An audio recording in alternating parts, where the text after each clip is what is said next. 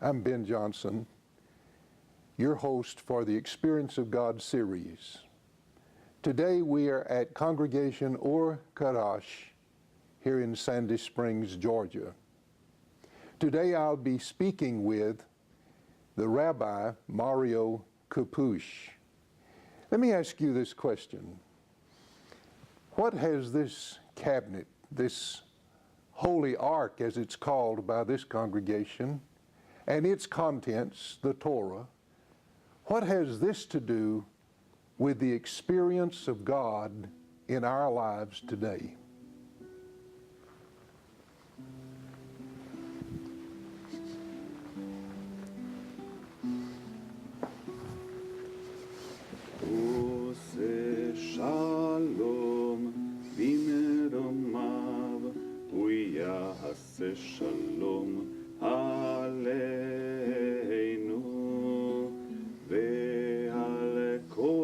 Today I'm delighted to be interviewing you, Rabbi Mario.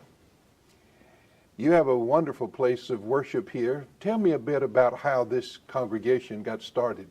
Thank you, Ben, for being here with me. It's a pleasure to welcome you here. Thank you. We started this wonderful house of worship, Congregation Or Hadash, some 7 years ago here in Sandy Springs.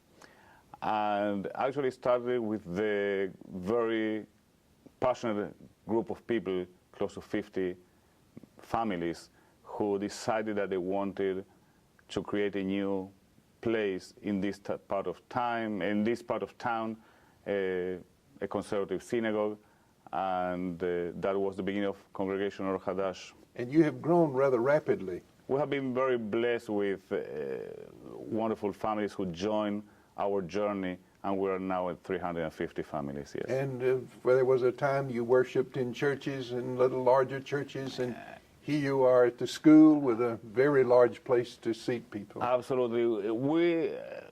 Part of the entire experience of starting a synagogue was to really go out and meet wonderful people who open their hands and their buildings and their hearts for us to really have a place of worship. We started in the year 2003 out of the Sandy Springs United Methodist Church here in Sandy Springs. And from their basement, we moved to different churches and some Jewish day schools before we came here into the Weber School where we're having located for the last 3 years. You have made this bare room into a place of worship with some of the paintings that are here, some of the artwork that is here. Would you begin with this this particular piece that people see when they come in, and tell me what that stands for, what symbolism is there? Yeah, in our tradition, actually, any place can be a place of worship. And what we have tried here in this room is to try to bring some images that, take us throughout the Jewish year. Particularly, we have a piece that speaks about the holiday of Shavuot, the giving of the Torah and the revelation, the encounter between God and humanity. We have a piece that speaks about the new Jewish year, Rosh Hashanah, with all that it brings in terms of both introspection and hope for the year that is about to begin. We have another one that remembers Passover, the feast of our liberation from the bondage in Egypt.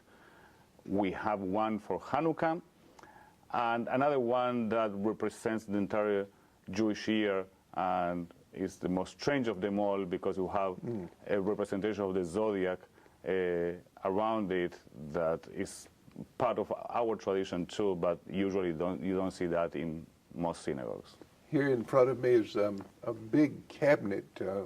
Looks like an ark. Could you describe that and tell me what that's about? We call it in Hebrew Aron HaKodesh, the Holy Ark, and it's the house for our Sifrei Torah, for our scrolls of the Torah that we take out several times a week to read from them.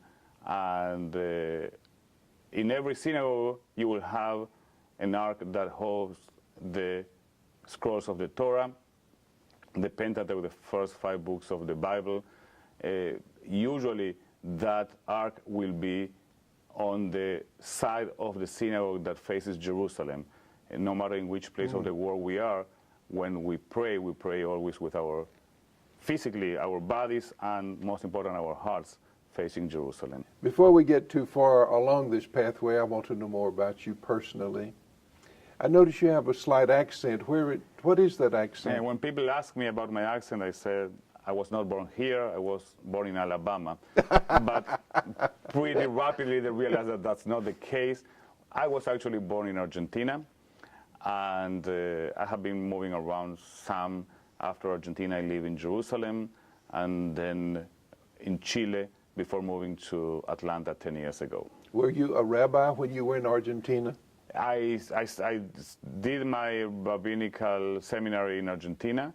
Then I finished it in Jerusalem in '94, and then moved as a rabbi to Chile for 5 years before coming here. Would you share with me what happened in your life? What kind of family were you reared in? What kind of religious influence did you have? What happened to a nice Jewish boy that decided to go for the rabbinate? Yes. Actually, what happened, like many things in life, is that you get to crossroads in which you meet timing, and the people you meet are all. When I was 15 years old, I met a wonderful rabbi, Rabbi Felipe Yaffe, who became the rabbi of my synagogue in Argentina, in the city of Cordoba. And he inspired me in so many ways. And I started to lead services with him and help him teach some of the classes and prepare some of the young kids for their bar and bat mitzvah ceremonies. And I felt that you can really make an impact in people's lives by bringing some of our traditions and all that spirituality to their lives. And I decided that that was a path that I wanted to follow. So at a very early age, I knew that this was the thing that I wanted to do. Do you in some way see the hand of God in your life as you were young, shaping you and drawing you in this direction? I think that everything that happened in my life took me to come to this very moment and this very place in which I find myself right now. Usually when you're going through these moments, you don't really realize that God's hands are behind you. But when you think back and you look, all the little details that had to happen in order for you to get to this particular point in your life, it's clearly that it was not only me making decisions. Yes, that someone was maybe deciding with you or for you. Absolutely. Okay. Absolutely. What is it like for you when you reflect on that and remember this man and these experiences that began to shape you? What does that feel like to you as you look back on your life? I have to say that in a way was a strange thing for me to even consider this as my vocation, because I come from a very Jewish family in which our tradition was not really represented by our religious observance. Most, I would say, we were a secular family. And actually, all of my friends were secular Jews. So in a way, it was moving out of my comfort zone to do something like this. But it was very rapidly, clearly to me that I had a passion for this and I could really make a difference. So the desire to make a difference was a very big part of it. And it's a very blessed vocation. You can, on this place, from this place, actually be part of people's most important moments, the good ones and the sad ones, and to be able to help them celebrate in a very meaningful way and help them cope with difficult times. It's something that is a blessing constantly, and I thank God for that every day. You know, moving from Argentina to Jerusalem and then to the U.S., That must have something behind it. What were the driving forces that brought you here to Atlanta? It's a very interesting question because we moved here 10 years ago. And if you ask me 12 years ago if I ever think I will live in this country, I would say no way, because it was not actually part of the dreams. It was not in my radar. It was not part of something I thought I would do. But we were looking with my wife, who is also a rabbi in this congregation, for a place to help our girls grow with a lot of educational opportunities and meaningful things to do.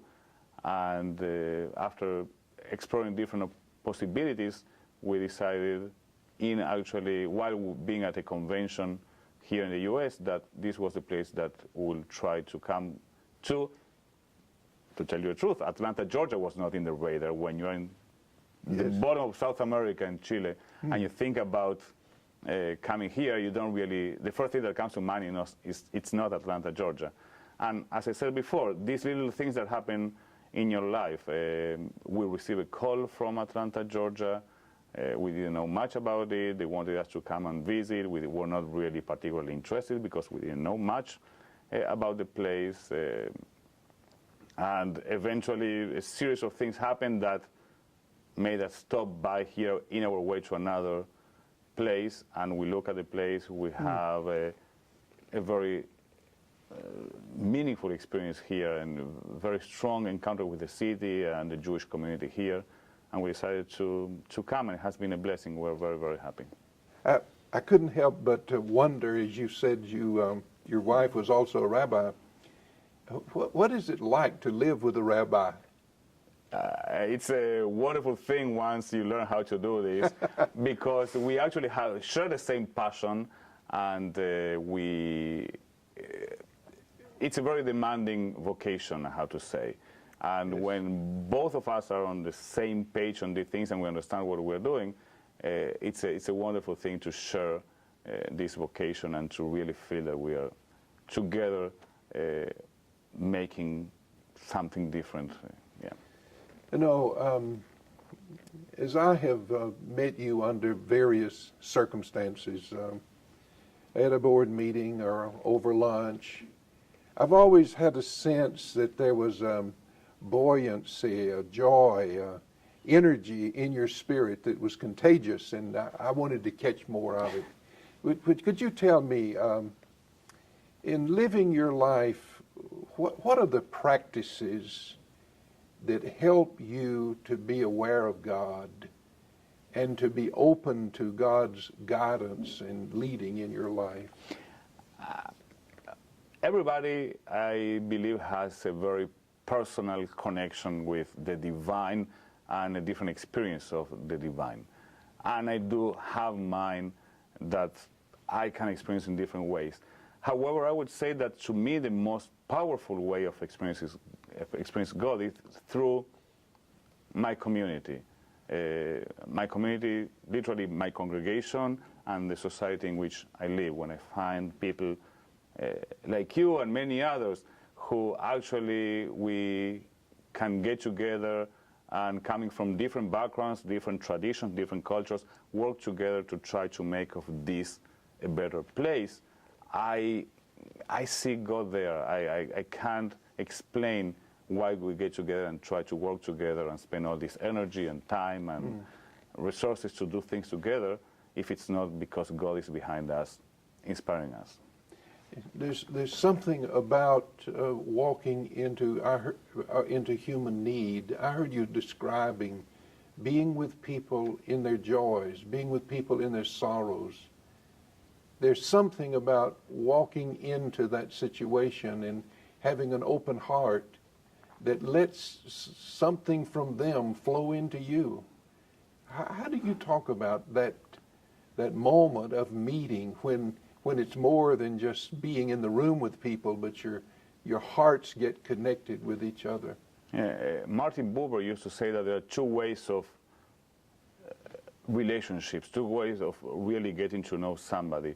And the I thou that he called, this profound meeting in which you open your hearts and you try to connect in a very deep, profound, meaningful way, happens all the time if you're open to it.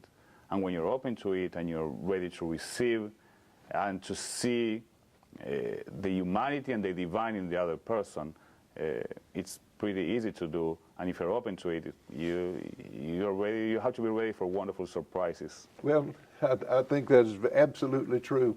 As a rabbi, I'm sure that you must long for all the people that you serve to have that openness, so that the presence of the divine flows into them and through them into the community and into other things in the larger community. Mm-hmm. What are the things that you do to help other people become aware of this divine presence within them and around them? How do you help awaken, if you can at all? Yeah, on the one, you try. I don't know if you can, but you keep trying. One of the things that you do is bring them here to this place of worship, to pray together and to study together and to think, and we talk about things that matter to us together. But also to make clear that coming here is only the beginning, that I don't think any tradition is asking from us to pray to God. They're asking us to come to this place to look for inspiration so we can go out to the world and do God's work. And so I try to inspire them by talking to them here, but then try to inspire them by going outside and showing by example the things that we should be doing. Again, this strong sense in our tradition of tikkun olam, of repairing the world, of trying to make this a better place, a better world, and that should be our mission. And you try to do that every day in everything that you do. As you live your life, life that's consecrated to these things that you've described to me, how do you grow in the knowledge and in the experience of the holy in your life? There was an ancient rabbi called Hillel who said, don't say that you don't have time to study, because you may never find the time. So there is in our tradition an invitation to actually engage in finding time to grow intellectually by dedicating time to study on your regular life, on a regular basis.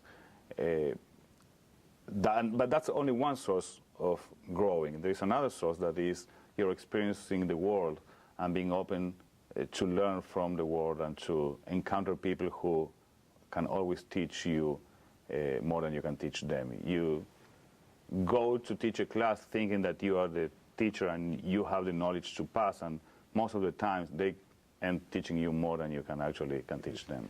If I were a member of your congregation and I was struggling with my faith, and I came to you and said something like this, Rabbi Mario, I see in you the presence of something I don't have. I'm a little restless in my life. I don't know which way to turn. How would you advise me? What would you say to me about how I can deal with this inner need I feel? We all go through times in our lives in which we feel our defenses are low and that we cannot find light in our path. Probably that's why we call this congregation Or Hadash, a new light, to try to say that there's always a new light opening and there are new opportunities and opening in our lives. I would basically say that you are particularly wrong in the sense that I have something, a spirit that you don't have, because as human beings we all have that spirit. And to take care of that spirit and to let it grow and come out and guide you is essential. And the best thing I could do in your understanding to let that grow would be what? Openness to the universe. It's easy to close doors or windows around you and stay in that thing that we call our comfort zone. When you're open to experiencing new things and to let the universe show the way and God show the way through the people that you meet every day, you can actually grow and find a new path to walk. Most of us who are serious about the experience of God in all of life, we occasionally have things to happen to us, things that don't seem fair, like maybe our child comes down with cancer of some sort, or there's a terrible accident in which one of our family members is injured, or maybe it happened by someone who had drunk too much and was careless and nearly killed them. You say there is in the universe this spirit of graciousness and light and peace. How do you explain these things, these bad things that happen to seemingly very good people? It's the most difficult question of the order of the universe, why bad things happen to good people. I don't have an answer. I don't have an explanation for why bad things happen to good people. I do think that God is crying with the good people when they suffer for something bad that happens to them. And I also think that it's part of our choices. According to the biblical story, we were supposed to stay in the Garden of Eden, and everything was perfect there. Nothing bad happened inside there. There were only two things one thing that we couldn't do, that is to eat from a particular tree, right? And that tree basically gave us free choice. And we chose to eat from that tree. And with our free choice came wonderful possibilities of growth, but also the bad things that sometimes happen in the world. And we cannot only remember that God was not with us in a way when something bad happened to us, thinking that God was not with us in that moment. We have also to remember that we chose for that free choice, and we elect to live that particular life. I know that you must have dreams that come to you for this congregation, your hopes for the future. What are some of the things that you really hope for your people as you minister to them? I really hope that they can engage seriously in all kind of work that help create holy communities, that help create societies in which people talk to each other, work together, and really care to create a better place. And that comes with, I truly believe that our tradition, like any tradition, can actually give you tools to really grow and go out and do some good work. Starting a new congregation is a wonderful experience. One of the things that I really enjoy is to see this growing community, this relationship that people create among themselves without me being part of that. They just came here, they know each other, now they know each other, and they get together to go out and do a difference in the world, and that is priceless. I've heard you mention several times, make a difference, make your life count. And that's going to take place in the world among all kinds of people. What about working as faiths together, not just your congregation here, but with those Methodists that helped you get started, and with some Baptists who may look askance at some of the things you do, or some Roman Catholics who have not welcomed you into their inner sanctums. How can we cross the barriers that would make us closer in our lives if we're different faiths? We are actually crossing those barriers every day. I can talk personally about my experience working with other traditions, working here in Sandy Springs, in the Sandy Springs Interfaith Clergy Association, traveling the world with Christian and Muslims to go and visit the sacred places of each tradition. As a congregation, we have a debt with this Methodist Church, for instance, that opened their gates to let us start actually our congregation. We go to their place every month and we take part in their project of feeding the hungry and to clothe homeless people, and we go, we cook for them, we serve people there, and we try to work with them as a token of our appreciation, but also because we believe that together we can actually help in better ways. We have planted trees with them, we have engaged in all kinds of activities together. We have an annual celebration of Thanksgiving among other congregations here in Sandy Springs, and it happens in other places too in town, that basically show you that absolutely we can work together, and that actually it's pretty easy to work together. One last question. I have a vision of seeing Atlanta be a genuine interfaith city. How can we work on that together? I think we're doing a phenomenal job in that sense, at least for sure in terms of clergy people. I mean, we get together, we work together, we feel very close. It is our responsibility as clergy people to actually pass down this message of getting together. And there are many examples of things that are happening in town in which kids, adults of every tradition are working together. There is a wonderful project called Piece by Piece, in which, again, Jewish, Christian, and Muslim kids get together to do good work out there and to get to know each other. And so I think that we are actually planting the seeds of a wonderful relationship that will keep growing, and that's a good thing. Rabbi Mario, thank you so much for sharing your life, your faith, your background, your history, your passion with me and with others.